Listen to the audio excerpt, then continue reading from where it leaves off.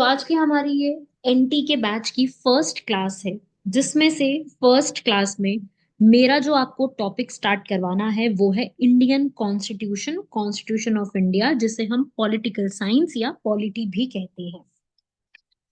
N t के syllabus में constitution of India अलग से एक टॉपिक रहने वाला है। इसलिए इस टॉपिक को प्रेफरेंस देते हुए मैं पहले स्टार्ट करा रही हूँ, क्योंकि अगर आपने कॉन्स्टिट्यूशन या पॉलिटी एक बार में समझ लिया ना शुरुआत में, तो आपको आगे चल के बाकी सब्जेक्ट्स के लिए बहुत बेनिफिट मिलने वाला है। तो आप लोग पहले तो ये समझोगे कि हमें कॉन्स्टिट्यूशन में पढ़ना क्या है, ये होता क्या है, इसमें क्या क्या चीजें कवर करनी है। सबसे पहले तो वो समझना है। वो समझ लोगे तो धीरे धीरे करके इसमें और चीजें भी समझ में आने लग जाएंगी। तो मेरे साथ लिखना है हर चीज। मैंने ग्रुप पे भी मैसेज करके बताया था, क्लास के नोट्स बहुत जरूरी हैं, क्योंकि जो मैं नोट्स यहाँ लिखवाऊंगी उनसे आपको रिवीजन करने में, मैं आपको बता रही हूँ, बहुत हेल्प मिलने वाली है।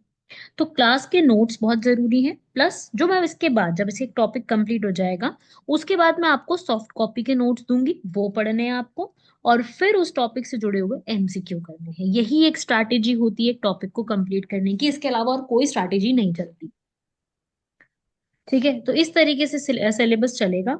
हर टॉपिक को हम ऐसे ही कंप्लीट करने वाले हैं। अभी हम लोग पॉलिटिकल साइंस या पॉलिटी से शुरू करने वाले हैं। अगर आप में से कोई भी ऐसा स्टूडेंट है जो आगे चल के एएस की तैयारी करना चाहता है, तो वो जो मेरे नोट्स हैं वो सब भी पढ़े। साथ साथ वो एक बुक रेफर कर सकते हैं, बिकॉज बच्चे बुक्स के बारे में भी पूछते हैं। इसलिए आप you can refer one book, जो कि अभी नहीं, एनटी के एग्जाम के लिए मेरे नोट्स बहुत है, उसमें आपको कोई बुक रेफर करने की जरूरत नहीं। But if you are preparing for KS, then you can follow one book, that is M Laxmikanth. इसकी एक बुक आती है दो तरीके से, एक तो स्टैटिक बुक आती है और एक एमसीक्यू बेस्ड बुक आती है। दोनों ही बुक्स बहुत अच्छी हैं, वो आप फॉलो कर सकते हो, amazon से खरीद सकते हो, जैसा भी आपको सही लगे। लेकिन नोट्स पढ़ने पड़ेंगे। अगर आप डायरेक्टली लक्ष्मीकांत उठा लोगे और पढ़ने बैठ जाओगे, आपके सर के ऊपर से चला जाएगा सब। तो पहले नोट्स करो, सब चीजें करो, और केएस के लिए पढ़ रहे हो तो लक्ष्मीकांत फॉलो कर लो, वरना एनटी के एग्जाम के लिए या और जेकेएसएसबी की कोई भी आप एग्जाम दे रहे हो उसके लिए नोट्स बहुत है मेरे। ठीक है, चलिए शुरुआत करते हैं हम लोग हमारी क्लास की। नोट्स, अपनी नोटबुक लेके बैठना, साथ में खाली मत बैठना, क्योंकि फिर समझ नहीं आएगा, लिखना भी पड़ेगा चीजों को। सबसे पहले तो मैं आपको एक छोटा सा पॉइंट समझा दूं कि जो हम पढ़ने वाले कॉन्स्टिट्यूशन, ये होता क्या है। कॉन्स्टिट्यूशन, जिसको हमने अडॉप्ट किया था 26 जनवरी 1950 को, ये अडॉप्शन डेट है, ये हमने अडॉप्ट किया था। लेकिन प्रिपेयर जो हुआ था वो 26 नवंबर 1949 को ही हो गया था। 2 महीने पहले, आप देख लो डेट, प्रिपेयर पहले ही हो चुका है। इसीलिए हम लोग इसको 26 नवंबर को कॉन्स्टिट्यूशन डे भी सेलिब्रेट करते हैं। इसके पीछे का रीजन है ये। लेकिन अब होता क्या है कि हमारा जो पूरा कॉन्स्टिट्यूशन है, इसको ना ऐसे नहीं कि एक दिन में बना दिया गया। अब देखो, आप भी तो जब सिलेबस पढ़ते हो, चीजें करते हो, कितना कुछ होता है पढ़ने के लिए। एक दिन में तो नहीं कवर कर सकते ना चीजों को। सेम एज दैट वे, इतनी मोटी बुक है हमारी कॉन्स्टिट्यूशन की, पूरा देश उसके हिसाब से चलता है। हर जगह पे सिर्फ कॉन्स्टिट्यूशन की बातें होती है कि संविधान के खिलाफ हो गया, संविधान में ऐसा नहीं लिखा है, कहते हैं ना ये बातें न्यूज वगैरह। तो अगर ये सब बातें चल रही हैं, तो इसका मतलब इस मोटी सी बुक को बनाने के लिए कितनी मेहनत लगी होगी हमारे लोगों की। तो बिल्कुल, किसने मेहनत करी है ये वाली, ये मेहनत करी है हमारी कॉन्स्टिट्यूएंट असेंबली ने। ये बैठी थी एक असेंबली पूरी, जिन्होंने इसके ऊपर मेहनत करी है, कि वो लोग ने अपना तैयारी करी और फिर मेहनत करके ये चीज बनाई है, जिसको हम पढ़ रहे हैं। ठीक है, हालांकि इसमें चेंजेस आते रहते हैं। अब देखो, लाइफ की तो चेंजेस होती रहती हैं चीजें। अब हमारा व्हाट्सएप है, इंस्टाग्राम हम यूज करते हैं, क्या वो चेंज नहीं होता? क्या उसमें अपडेट्स नहीं आते? हम अपना फोन अपडेट नहीं करते? करते हैं ना। सेम एज दैट वे, हमारे इस कॉन्स्टिट्यूशन में भी अपडेशन आते हैं, जिन्हें हम कहते हैं कॉन्स्टिट्यूशनल अमेंडमेंट्स। अमेंडमेंट्स का मतलब होता है बदलाव आना, चेंजेस आना। तो ये वर्ड हमारा एक कॉमन रहेगा। हम अमेंडमेंट वर्ड यूज करेंगे पूरे पॉलिटी में, तो आप इस वर्ड को अभी याद कर लो, इसका मतलब है चेंज। और अभी तक हमारे कॉन्स्टिट्यूशन में बहुत सारे चेंजेस आ चुके हैं। कोई आप में से चैट बॉक्स में विदाउट गूगल ये बताएगा कि अब तक कितने अमेंडमेंट्स हो चुके हैं, नंबर ऑफ अमेंडमेंट्स, नंबर में। ठीक है, लिखना है किसी ने म्यूट अनम्यूट कुछ नहीं करना। सब लोग अपने आप को म्यूट रखेंगे। मुझे आवाज किसी की नहीं चाहिए। चैट बॉक्स में मैं सबके देख सकती हूँ मैसेजेस, वहीं पर रिप्लाई करेंगे सब लोग। मेहर ने बिल्कुल आंसर दे दिया है। ठीक है, और बाकी कोई स्टूडेंट जिसने थोड़ा बहुत कभी पढ़ा हो सुना हो इधर उधर से? सब 107 ही कह रहे हैं। ओके, दो बच्चों का मैसेज आया है और दोनों ने ही 107 बोल दिया। ठीक है, तो अभी की अगर मैं तो शोर नहीं करिए प्लीज, अपने आप को म्यूट ही रखिए, अनम्यूट मत कीजिए। ओके, 107 कह रहे, 106 है। ठीक है, आप ऑलमोस्ट सब लोग बिल्कुल पास में ही थे। 107 नहीं है, 106 हो चुके हैं। 107वां अभी ऑन गोइंग है, हुआ नहीं। 106 ही अभी तक यहाँ पर किए गए हैं। ठीक है, सो आंसर इज 106। ठीक है ना, चलो कोई ना, आगे बढ़ते हैं। तो अब क्या है कि इस असेंबली ने अपना काम करना शुरू किया और हमारे सामने एक बढ़िया सा कॉन्स्टिट्यूशन तैयार कर दिया। और वो कॉन्स्टिट्यूशन उन्होंने पता है क्या क्या बनाया? उन्होंने बनाए आर्टिकल्स। आर्टिकल्स पढ़ने हैं हमें। उसके बाद उन्होंने बनाए स्केड्यूल्स। 12 है ये, इनको पढ़ना है हमें। शेड्यूल्स या स्केड्यूल्स दोनों में से कोई भी प्रोनाउंसिएशन कर सकते हो। तो ये असेंबली ने मिलके सारी चीजें करी। असेंबली भी बनना आसान नहीं थी, क्योंकि उस समय ब्रिटिशर्स का रूल हुआ करता था और ब्रिटिशर्स ये नहीं चाहते थे कि इंडिया के लोग खुद से अपना कॉन्स्टिट्यूशन बनाए। वो चाहते ही नहीं थे ये चीज कि हम लोग कर सकें। तो ये चीज जो है हम लोगों ने प्रिपेयर करी, और उसमें बहुत सारे लोग शामिल थे पूरी कॉन्स्टिट्यूंट असेंबली में। तो अभी मैं वही आपको स्टार्ट करा रही हूँ कि इस कॉन्स्टिट्यूशन को प्रिपेयर करने के लिए हमारी कॉन्स्टिट्यूशन के लिए एक कॉन्स्टिट्यूएंट असेंबली बैठी थी। जैसे आप लोग एनटी के एग्जाम की प्रिपरेशन करने के लिए इस बैच को हमने बनाया है ना, ग्रुप बनाया हमने, बैच बनाया, बच्चों को जोड़ा। सेम ऐसे ही उन्होंने हमारे इस कॉन्स्टिट्यूशन को बनाने के लिए अपना एक पूरा बैच तैयार किया। बस उस बैच का नाम क्या रख दिया गया है? कॉन्स्टिट्यूएंट असेंबली, क्योंकि वो असेंबली जाके बैठी थी ना, पूरी असेंबली तैयार की गई थी जिसमें कांग्रेस थी। ठीक है, पहले मुस्लिम लीग उसमें कुछ टाइम के लिए शामिल होती, लेकिन पाकिस्तान बनने के बाद जो है पूरी की पूरी जो मुस्लिम लीग है वो पाकिस्तान के लिए बन जाती है, तो उसमें इंडिया का नहीं था कोई। ठीक है, हमारी जो असेंबली बनके तैयार हुई थी, बहुत सारे लोग शामिल थे, अलग अलग जगह से उनको लाया गया था।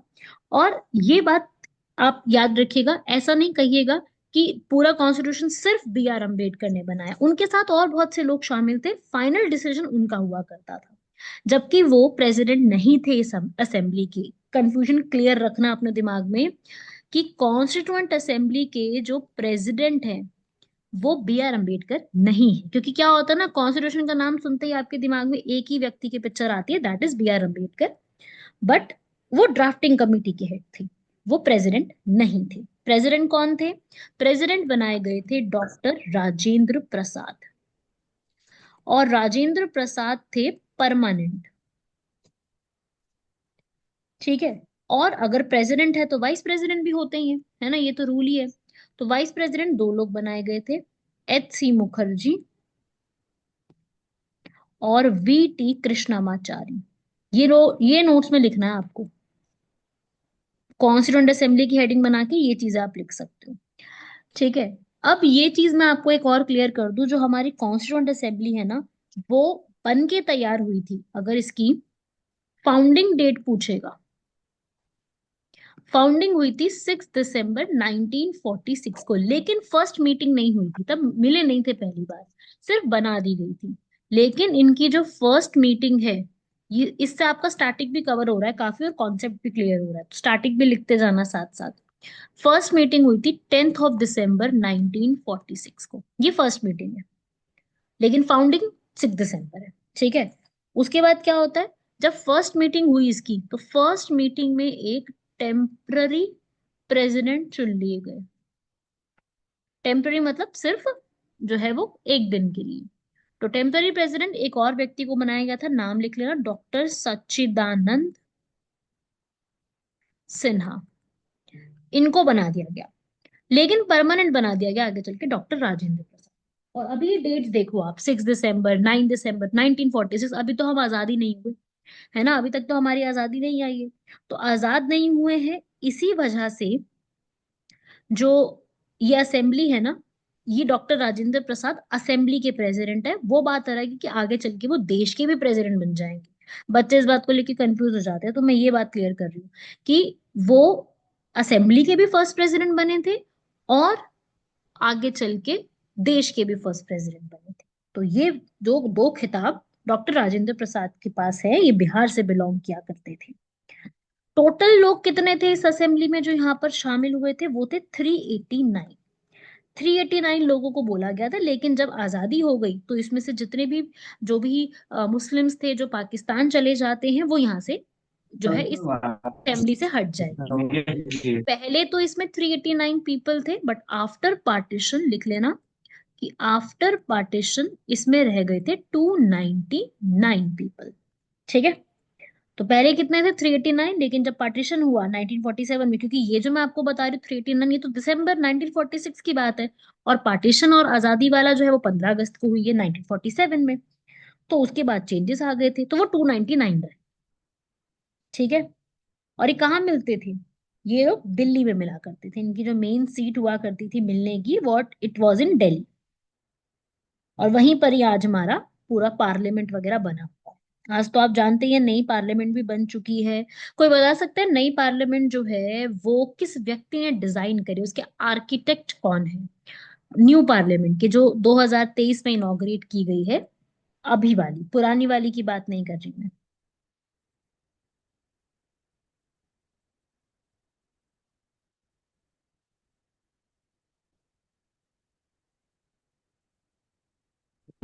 एनीवन? कोई ना, छोड़िए। और गूगल करके मत बताइएगा आंसर, कोई फायदा नहीं, गूगल तो हर कोई कर सकता है। गूगल करके नहीं, अगर आपको रियल टाइम में आंसर पता है तो बताना, वरना गूगल का तो छोड़िए। चलिए कोई ना, लिख लेना अगर नोट में ऐड करना हो तो। बिमल पटेल थे। बिमल पटेल न्यू पार्लियामेंट के आर्किटेक्चर। आर्किटेक्चर का मतलब जिन्होंने पूरी तरीके से बनाया और डिजाइन वगैरह तैयार किया। चलो वापस बढ़ते हैं हम लोग आगे। कॉन्स्टिट्यूंट असेंबली कंप्लीट कर रहे थे, उसी को ही हम लोग कंटिन्यू करते हैं। तो कॉन्स्टिट्यूंट असेंबली मिली, बैठी, और इन्होंने बैठ करके जो है हमारा संविधान लिखना शुरू किया, जो कि आसान काम नहीं था। बहुत ज्यादा समय लग गया उनको बनाने में। सुबह सुबह ये 9-10 दिसंबर को मिलना शुरू होते हैं। बहुत से कम लोग अटेंड करते हैं। धीरे धीरे करते करते ये लोग फिर डिसाइड करते हैं कि हमने कैसे आगे चल के बढ़ाना है। ठीक है। अब एक जो है ना, एक फैक्ट आपको और अच्छे से याद करना है, इस पे बहुत बार सवाल आ चुके हैं, मतलब कि ये बहुत से एग्जाम्स में फेवरेट क्वेश्चन बन जाता है कि इस पूरी कॉन्स्टिट्यूंट असेंबली का एक एडवाइजर बनाया गया था। एडवाइजर का मतलब होता है जो कि सलाह देगा, मतलब वो व्यक्ति बाकी देश के संविधान के बारे में काफी कुछ जानता है और वो चीजों के बारे में काफी नॉलेज रखता है, और वो व्यक्ति को क्या बना दो, एक एडवाइजर बना दो। तो वो व्यक्ति कौन थे? वो बी आर अम्बेडकर नहीं थे, वो कोई और व्यक्ति नहीं थे। वो, उनका नाम है, लिख लीजिएगा, advisor of the constituent assembly was B N Rau. ये है वो पर्सन। इनके बारे में कई बार क्वेश्चन आ चुका है, और मैं कराना भी चाहती हूँ आप सभी लोगों को, बिकॉज इस पे कई बार चीजें इधर उधर उठा उठा के पूछी जाती है। इनका पूरा नाम है बेनेगल। स्पेलिंग लिख लेना सामने से, बंगाल मत लिख लेना। बंगाल नहीं है, बेनेगल नाम है इनका, क्योंकि स्पेलिंग देखने में पढ़ने में लगता है बंगाल लिखा हुआ है। ठीक है, बेनेगल नरसिंह राव। ठीक है। ये पर्सन जो है ना, इनके बारे में क्या खास बात है? ये जो है कर्नाटका से बिलोंग करते थे। और इनके बारे में खास बात ये है कि पहली बात तो इनके पास एडवाइजर के रूप में इन्होंने काम किया हमारे संविधान की सभा में, जो कॉन्स्टिट्यूशन है उसमें। दूसरी चीज, ये पर्सन है first from India to represent in ICJ. ICJ क्या कहते हैं भाई? International Court of Justice. वो गाड़ी आ रही है, गाड़ी आ ठीक रही है। है। आईसीजे में रिप्रेजेंट करने वाले भारत की तरफ से पहले जज ये रहे हैं। बहुत से जजेस ने रिप्रेजेंट किया अभी तक की, हम इतिहास की पूरी बात करें हिस्टोरिकल में, तो 4 जजेस ने आईसीजे, जो कि पूरे वर्ल्ड का सबसे बड़ा कोर्ट है ना, आपने नाम सुना होगा आईसीजे का, पूरे वर्ल्ड का सबसे बड़ा कोर्ट है। तो इसमें टोटल अभी तक 4 जजेस रिप्रेजेंट कर चुके हैं इंडिया की तरफ से, जिसमें से फर्स्ट जज जो थे वो कौन थे? B N Rau. ये सेम पर्सन है जो कि असेंबली के भी एडवाइजर। तो ये दो फैक्ट्स इनके बारे में याद रखते हैं, फैक्ट्स मत भूलिएगा। ठीक है। तो आईसीजे में रिप्रेजेंट किया था इन्होंने, वहां भी गए थे, और हमारे यहाँ पे भी साथ दिया इन्होंने पूरा। तो इनके बारे में स्पेशल बात थी ये वाली। चलिए वापस आते हैं टॉपिक पर। तो अब असेंबली ने क्या हुआ, असेंबली में क्या क्या चीजें होने लग गई आगे, अब डेट वाइज अब असेंबली की चीजें पढ़ना शुरू करते हैं। अब एक डेट आती है 11 दिसंबर 1946। इस दिन डॉक्टर राजेंद्र प्रसाद को चूज किया जाता है। क्या बना दिया जाता है इनको, प्रेसिडेंट। और फिर एच सी मुखर्जी को वाइस प्रेसिडेंट, अभी नाम लिखा था ना आपने एच सी मुखर्जी का, इनको वाइस प्रेसिडेंट बना दिया जाता है। फिर एक इम्पॉर्टेंट डेट आती है 13 दिसंबर 1946। ये बहुत इंपॉर्टेंट डेट है, वाई, बिकॉज इस डेट को हमारे देश में एक नया कॉन्सेप्ट आया था जिसे आज हम प्रियम्बल कहते हैं, लेकिन उस टाइम पे इसका नाम प्रियम्बल नहीं हुआ करता था। उस टाइम पे इसका नाम हुआ करता था ऑब्जेक्टिव रेजोल्यूशन। ये ऑब्जेक्टिव रेजोल्यूशन हमारे देश के उस समय के बहुत बड़े नेता जवाहरलाल नेहरू, जो कि आगे चल के भारत के प्रधानमंत्री, फर्स्ट प्राइम मिनिस्टर भी बनेंगे, he has presented objective resolution of constituent assembly.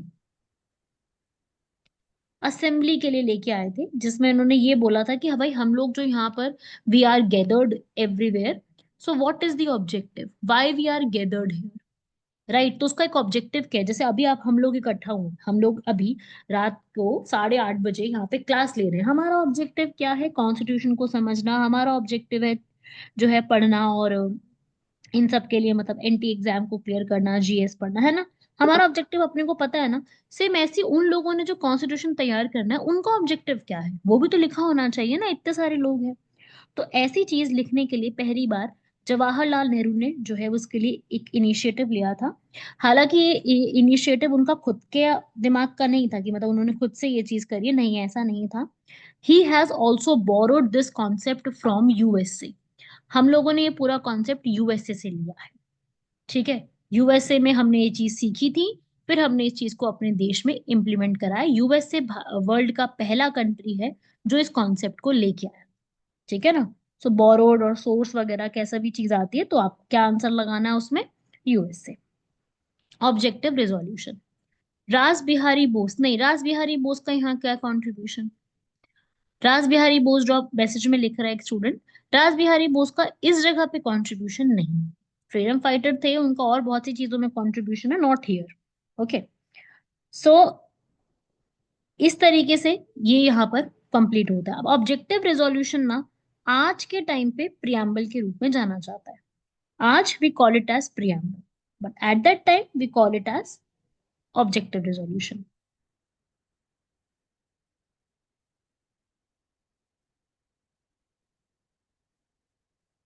यहाँ तक बताओ पहले तो, कोई डाउट।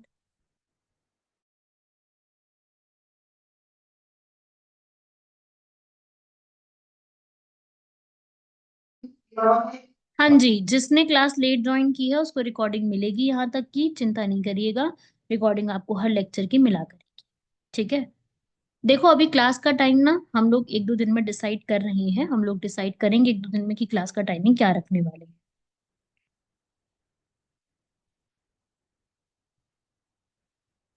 ठीक है। तो अभी इस चीज के लिए चिंता नहीं करो। अभी बताओ कोई डाउट है तो पूछो, जो बच्चे, जिन बच्चों ने स्टार्टिंग से ज्वाइन किया हुआ है यहाँ तक, बताओ उनको कोई डाउट कुछ पूछना है तो बताओ।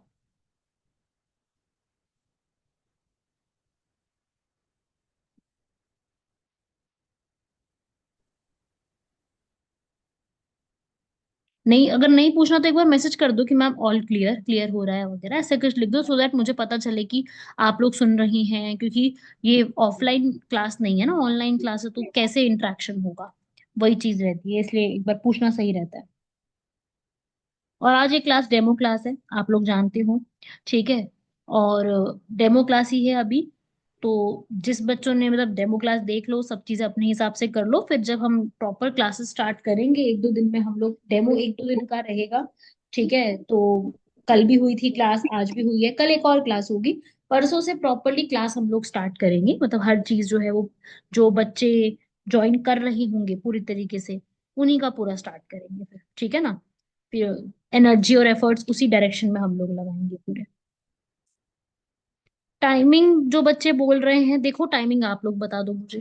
आप लोग अपना टाइमिंग लिख दो, फिर जो प्रेफरेबल होगा, ज्यादा बच्चों के मैसेजेस जिस टाइमिंग पे होंगे उस टाइमिंग को रखेंगे। एंड ट्राई कि भाई टाइमिंग जो हो वो 8 o'clock के अराउंड ही हो, 8, 8:30, 9। क्योंकि क्या होता है कि 8, 8:30, 9 बजे ही बच्चे फ्री होते हैं, बहुत से बच्चे। क्योंकि बहुत से बच्चे आपको पता है जॉब वगैरह कर रहे हैं तो वो नहीं ज्वाइन कर पाते।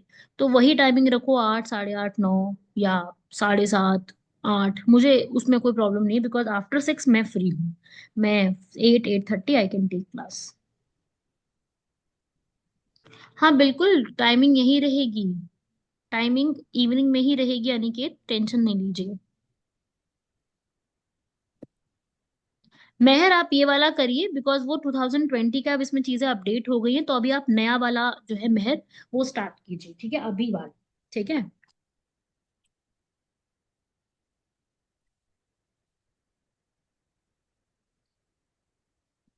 नहीं, डेमो क्लास फिर से रिपीट नहीं होगा। डेमो क्लास को रिपीट क्यों करना, बच्चे ने जो नहीं ज्वाइन कर पाए, जो बच्चे ज्वाइन कर ही रहे हैं वैसे तो सारे, है ना, जो नहीं कर पाए वो एक एक दो लेक्चर सुन लेंगे रिकॉर्डेड। बाकी तो हम लाइव क्लासेस ले ही रहे हैं। ओके, बच्चे 8 या 7:30, मतलब ज्यादातर बच्चे 8:30 कह रहे हैं, या फिर 8 कह रहे हैं। हम, मुझे भी वही सही लग रहा है। 8 या 8:30 को ही मैं डिसाइड करूंगी टाइमिंग, 8 o'clock और 8:30। ठीक है। हाँ, वही ठीक है टाइमिंग। हाँ जी, नोट्स मिलेंगे बिल्कुल। इसके बाद जैसे टॉपिक कंप्लीट हो जाएगा, जैसे अभी तो टॉपिक चल रहा है कॉन्स्टिट्यूएंट असेंबली का, भी कंप्लीट नहीं हुआ है। और कल की क्लास भी लगेगी इसके अंदर, एक दिन में नहीं होगा कंप्लीट। तो जैसे ही टॉपिक कंप्लीट हो जाएगा, जब कंप्लीट हो जाएगा तब आपको इसके नोट्स मिलेंगे। ठीक है। हाँ जी आफ्ताब, बिल्कुल डेमो वीडियो आपको ग्रुप में मिल जाएगी, यूट्यूब पर अपलोड हो जाएगी, उसका आपको लिंक शेयर हो जाएगा, वो हमारी जिम्मेदारी है, आपको मिलेगी। और किसी का इंटरव्यू और स्क्रीनिंग है, देखो इसकी कोई टिप्स अभी मैं नहीं दे सकती क्लास के बीच में। ठीक है, इसको हम कभी अलग से डिस्कस कर लेंगे। चलो वापस आते हैं टॉपिक पर, ठीक है ना, आप लोगों को अपने डाउट्स क्लियर हो गए। Okay then, style we proceed with the topic. तो अभी हमने कॉन्स्टिट्यूएंट असेंबली स्टार्ट किया हुआ था, और ऑब्जेक्टिव रेजोल्यूशन की मैंने आपको डेट बताई थी। ऑब्जेक्टिव रेजोल्यूशन क्या है, प्रियम्बल क्या है, वो हम अपकमिंग क्लास में पढ़ने वाले हैं। अभी हम कुछ ही देर में स्टार्ट कर लेंगे उसको। ठीक है, अभी हम कॉन्स्टिट्यूएंट असेंबली पढ़ रहे हैं। अब जो ये पूरी असेंबली है ना, इसके अंदर पता है, अभी आपने देखा इसमें कितने मेंबर्स हैं, आपने यही मेरे साथ पढ़ा, 389 मेंबर्स है ना, सामने स्क्रीन पे भी है। इस 389 मेंबर्स में से ये क्वेश्चन बहुत बार पूछा जाता है कि नंबर ऑफ फीमेल्स कितनी थी इस पूरे में। फीमेल्स भी होंगी, बिल्कुल होंगी। हाँ, कम होंगी ये आप मान सकते हो, क्योंकि आज भी हम ये चीज के लिए लड़ रहे हैं कि फीमेल पार्टिसिपेशन बढ़ाओ। लोकसभा राज्यसभा में आज भी फीमेल पार्टिसिपेशन इतनी कम है। तो जो है, 389 में से 15 सिर्फ हैं फीमेल मेंबर्स, लिखिए इसको। ओनली 15 मेंबर्स वर फीमेल। ठीक है। नहीं, सारे सब्जेक्ट मैं नहीं पढ़ाती, मैं सिर्फ जीएस कराती हूँ। जो रीजनिंग है, मैथ्स है, कंप्यूटर है, इंग्लिश है, वो दूसरे फैकल्टीज कराती है, जीएस का पोर्शन मैं करवाती हूँ।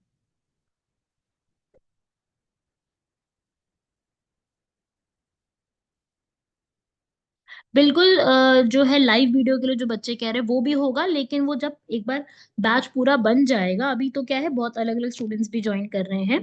तो एक बार जब पूरा बैच बन जाएगा, पूरा तैयार हो जाएगा, then there will be live class as well, जिसमें मैं भी वीडियो शेयर करूंगी, और मैं आपको भी बोलूंगी आप अपनी वीडियो शेयर करके बैठिए। And we will be like interacting with each other. वो भी करेंगे एक बार बैच बन जाए। अभी तो क्या डेमो चल रहा है, इसलिए मैं थोड़ा सा इसको अवॉइड कर रही थी। चलिए आगे बढ़ते हैं इसके बाद। फीमेल मेंबर्स पे क्वेश्चन कई बार आ जाते हैं कि जो कॉन्स्टिट्यूएंट असेंबली है उसमें फीमेल मेंबर्स जो हैं वो कितने हैं।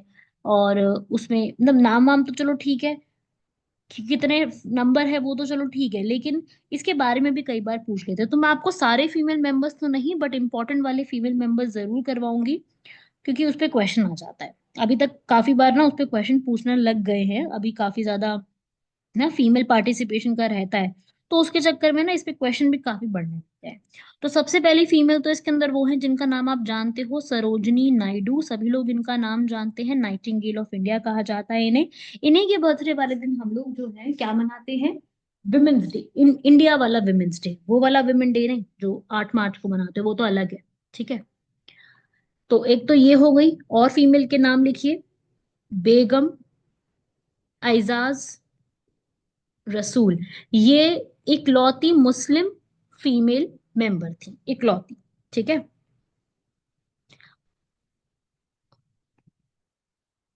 नाम लिख लीजिए, नोट कर लीजिए अपने नोट्स के अंदर, इसको इंपॉर्टेंट है।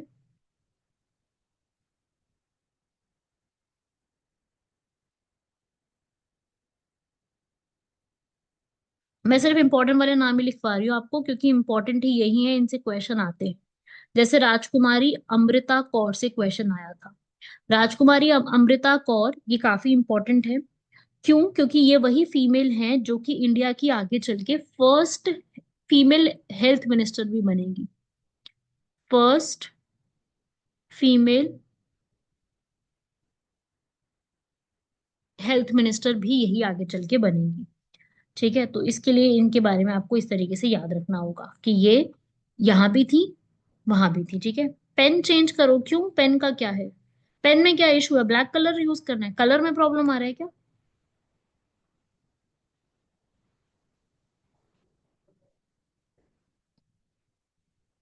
पेन में क्या इशू है मुझे बता देना है, बिल्कुल मेरे हिसाब से तो बिल्कुल सही है पेन।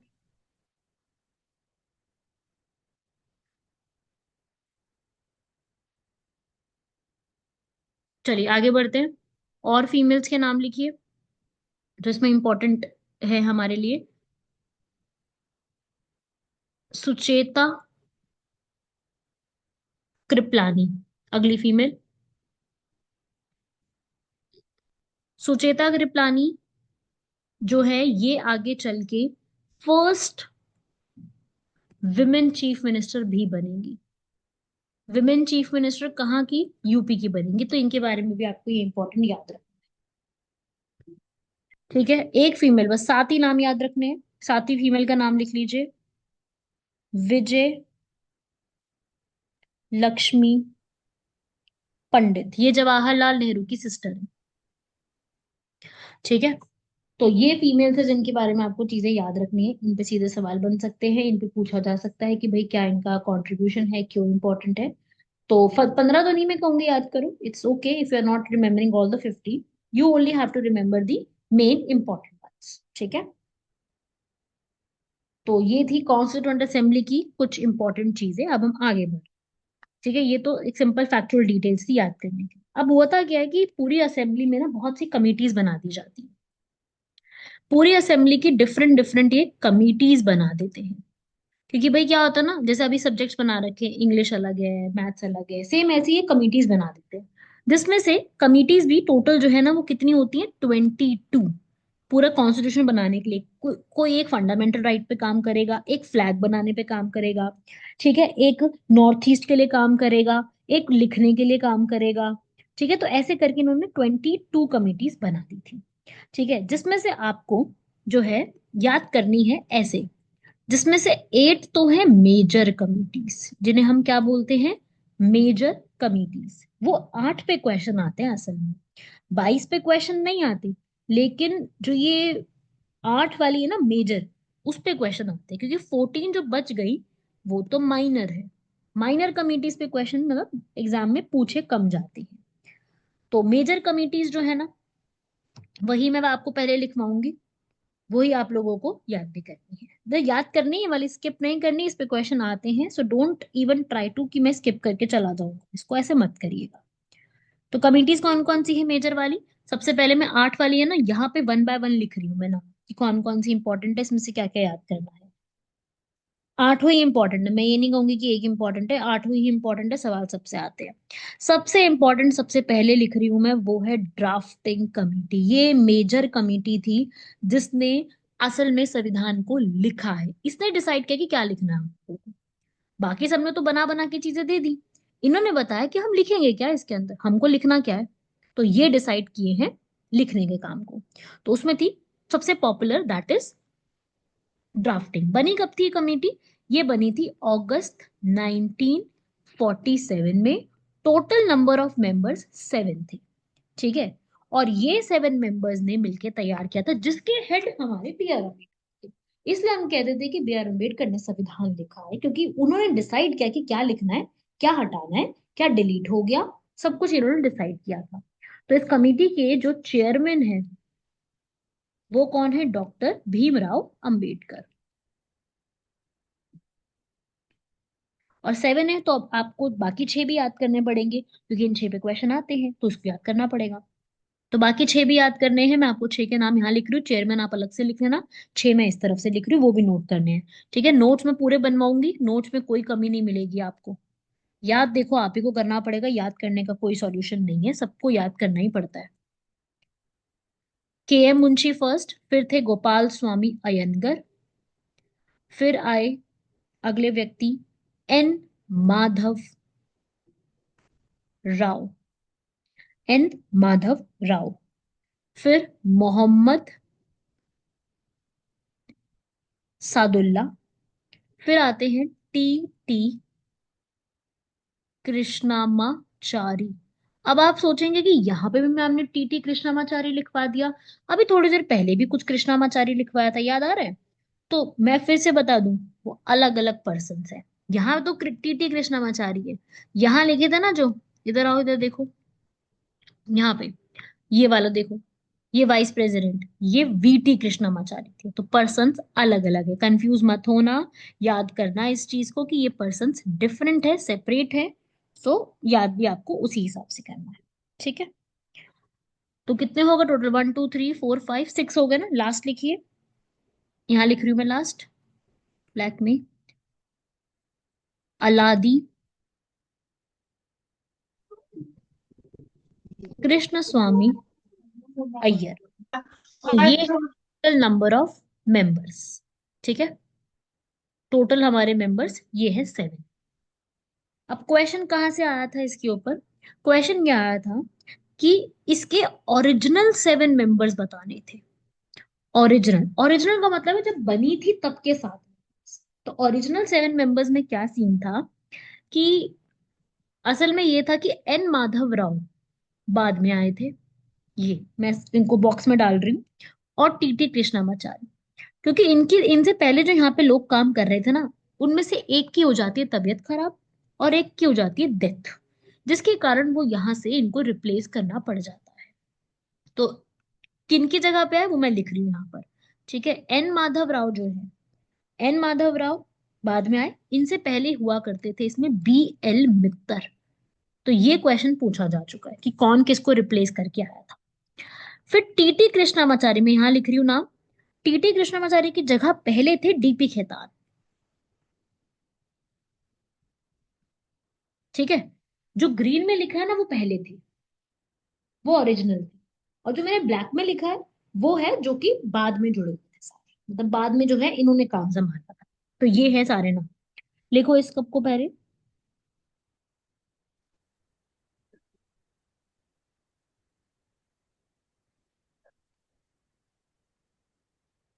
तो इन्होंने अपना ड्राफ्ट तैयार किया था, ये थी हमारी सबसे पहली इंपॉर्टेंट मेन कमेटी। सारी आपको ऐसे ही याद करनी है। ठीक है, दूसरी कमेटी पे बढ़ रही हूँ मैं आगे अब।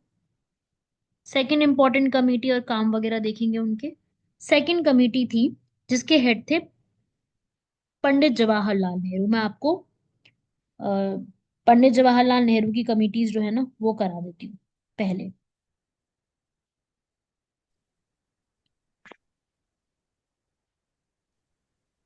ऐसे लिख लो, committee headed by Pandit Jawaharlal Nehru. Yes ज्योमी, ये डेली क्लासेस ही होंगी तभी तो सिलेबस कंप्लीट होगा। अच्छा, किसी ने बोला है कि पहले वाला नोट करने दो। ठीक है, तो आप नोट कर लो पहले, मैं एक बार रुक जाती हूँ यहीं पर ही।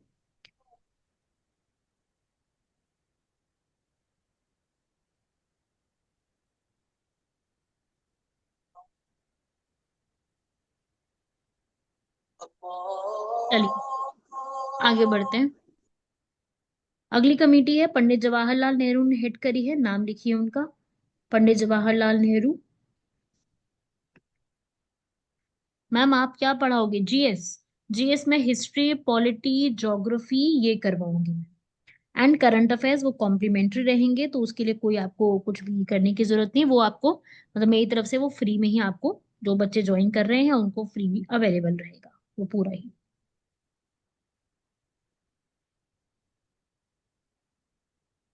लिखिए भाई, जवाहरलाल नेहरू की दो कमिटीज हैं।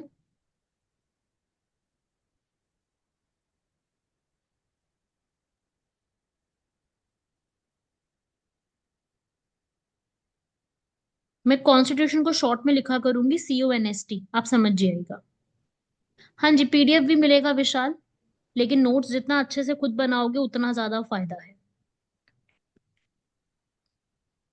PDF का तो क्या ही है, PDF तो हर जगह ही अवेलेबल है। जो खुद के नोट्स बनाए होते हैं ना, वो बहुत ज्यादा सही रहते हैं। अगले लिखिए, सरदार वल्लभ भाई पटेल, उनके अंडर आती थी प्रोविंशियल कॉन्स्टिट्यूशन कमेटी। इनकी जिम्मेदारी थी कि पूरे देश के हर एक प्रोविंस को भारत में जोड़ना है, हर प्रोविंस को इंक्लूड करना है इंडिया में, ये इनकी जिम्मेदारी हुआ करती थी।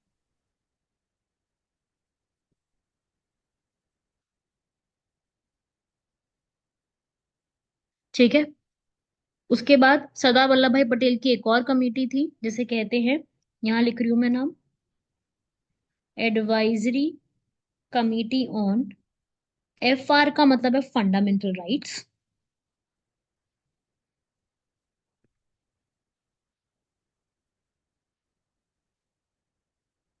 ठीक है, लिख लीजिए नाम।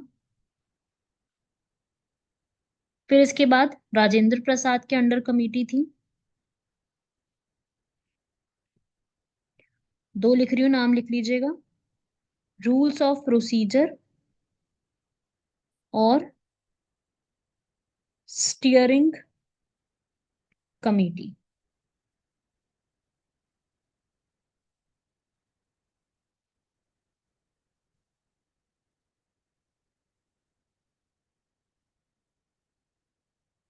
टाइमिंग नासिर इसी समय की रहेगी, 8:30 या फिर 8 बजे। वो आपको मैं डिसाइड करके एक दो दिन में बता दूंगी, जब तक डेमो वगैरह कंप्लीट होते हैं।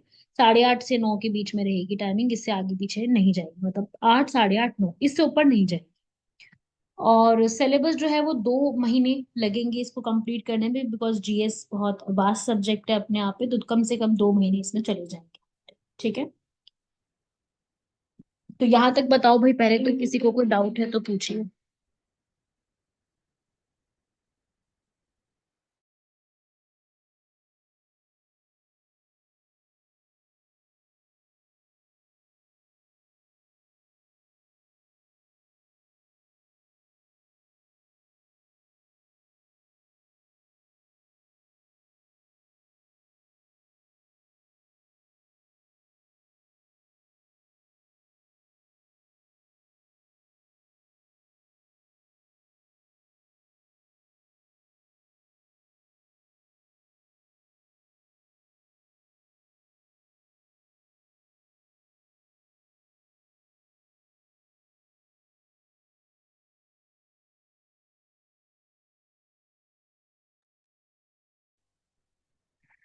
हाँ जी भाई, आप लोग यहाँ तक क्लियर क्लियर है ना? स्टेट्स कमेटी JL नेहरू है, हाँ जी।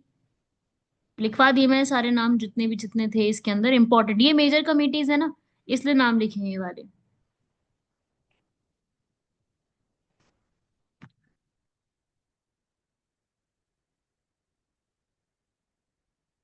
चलिए, आगे बढ़ते हैं हम लोग इसमें, आगे कंप्लीट कर लेते हैं इसको।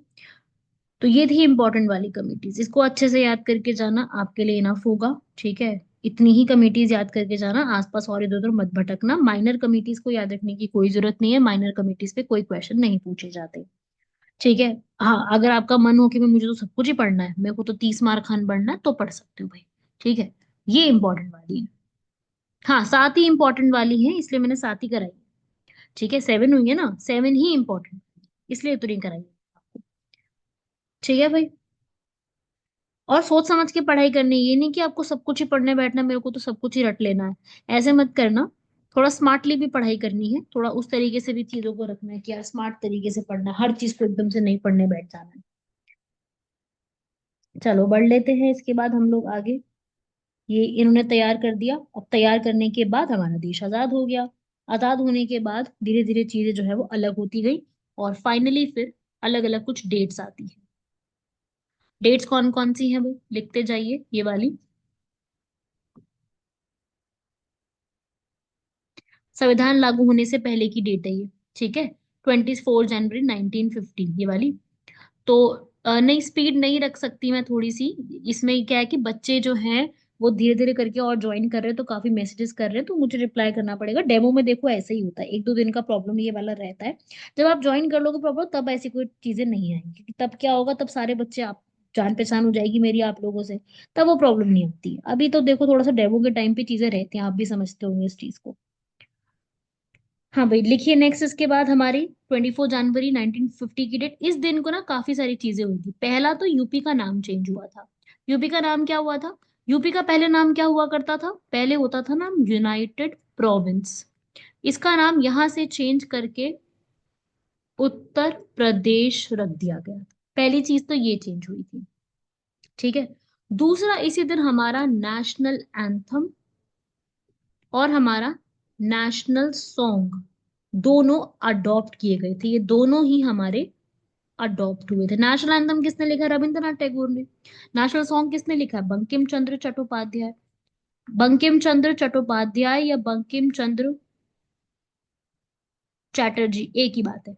ठीक है, तो कंफ्यूज मत होना। तो एंथम और सॉन्ग ये लिखा गया था और ये अडॉप्ट किया गया था। जन गण मन हमारा एंथम है, सॉन्ग हमारा वंदे मातरम है। ये अडॉप्ट किया था कि ये इस तरीके से रहेगा, लेकिन नेशनल फ्लैग इस दिन नहीं हुआ था। नेशनल फ्लैग को कंफ्यूज मत करना, वो इस दिन अडॉप्ट नहीं हुआ था। ठीक है, इसकी डेट अलग है, इसलिए मैं अलग लिख रही हूँ। 22 जुलाई 1947। ठीक है, ये पहले हुआ तिरंगा। जो नाम है हमारा, वो हमारा बाद में, मतलब उससे पहले ही काफी अडॉप्ट हो चुका था। तो ये डेट वगैरह आप नोट कर लेना। और हमारे फ्लैग को इस्तेमाल करने के लिए आज के टाइम पे एक फ्लैग कोड भी एग्जिस्ट करता है। फ्लैग कोड लिख लीजिएगा, 2002। टू इम्प्लीमेंट लिखो, 2002। To implement the usages of national flag, to implement the usages of national flag.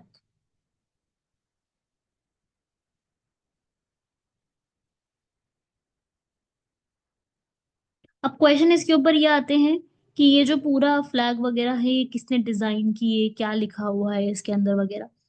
तो काफी सारे लोग हैं जिन्होंने इसके ऊपर डिजाइन करने के लिए काफी सारी चीजें हमारी तैयार की हैं, जिसमें से एक सबसे इम्पोर्टेंट व्यक्ति हैं जिन्होंने हमारा पूरा डिजाइन तैयार किया है पूरे नेशनल फ्लैग का। नाम लिख लो भाई उन व्यक्ति का। यूपीएससी में आया था इनका नाम, पिंगली वेंकैया। क्वेश्चन आया था कि आंध्र प्रदेश में बैठ करके एक डेट दी थी यूपीएससी ने, और पूछा था इस दिन क्या हुआ था। तो एक ऑप्शन में ये भी था कि पिंगली वेंकैया ने आंध्र प्रदेश में रह के नेशनल फ्लैग तैयार किया था। वैसे वो गलत था। उसका आंसर ये था कि रविंद्रनाथ टैगोर ने नेशनल एंथम तैयार किया था वहां बैठ के। लेकिन उन्होंने तो चलो पूछना ही था, यूपीएससी तो पूछती ही है ऐसे क्वेश्चन। तो वेंकैया जो है, याद रखिएगा, पिंगली वेंकैया व्यक्ति थे। और साथ ही साथ इन्होंने जो पूरा तैयार किया था ना, वो महात्मा गांधी के सामने प्रेजेंट किया था कि भाई आप देखिए कि इसमें क्या करना है। फिर उसके बाद इन्होंने धीरे धीरे करते करते जो है वो ऐसा नहीं बना था जैसे आज हम देखते हैं, वो नहीं था, चरखा था उसके बीच में। तो वो तो उन्होंने उस तरीके से बनाया था, लेकिन बाद में धीरे धीरे चेंजेस करते करते उन्होंने प्रॉपर हमारा जो हमारा है ना आज के टाइम का, वो तैयार करा दिया जिसे हम तिरंगा। तो ये डेट्स भी आ जाती हैं कई बार। ठीक है भाई। और अगला लिखिए इसके बाद, हमारी जो नेशनल असेंबली है, ये पूरी कॉन्स्टिट्यूंट असेंबली, इसका सिंबल क्या है? एलिफेंट लिखिए। सिंबल नोट कर लो सीधा, एलिफेंट। Symbol elephant. मैं लिख नहीं रही, आप लोग लिख लो इसको। और पूरा हमारा संविधान तैयार करने में 2 साल से ज्यादा का समय लग गया। तो 2 साल से ज्यादा का टाइम लग गया, तो ये ऐसा कई बार बोलते हैं क्रिटिसाइज करते हुए कि बहुत ही ज्यादा ऐसी थी जिसने बहुत स्लो काम किया है। कई बार क्रिटिसाइज भी करते हैं कि भाई स्लो स्लो तरीके से काम किया, बट ठीक है, काम किया था सो किया ही था उन्होंने। ठीक है भाई, तो ये डेट्स याद करनी है आपको। आज की क्लास में इतना ही करेंगे। डेट्स याद करनी है आपको सारी, और किसने कौन सी कमेटी बनाई, वो कितनी फीमेल मेंबर्स थी, कैसा था। आज हम डेमो की क्लास है, इसलिए आज हम इतना ही यहाँ पर कंप्लीट करने वाले हैं।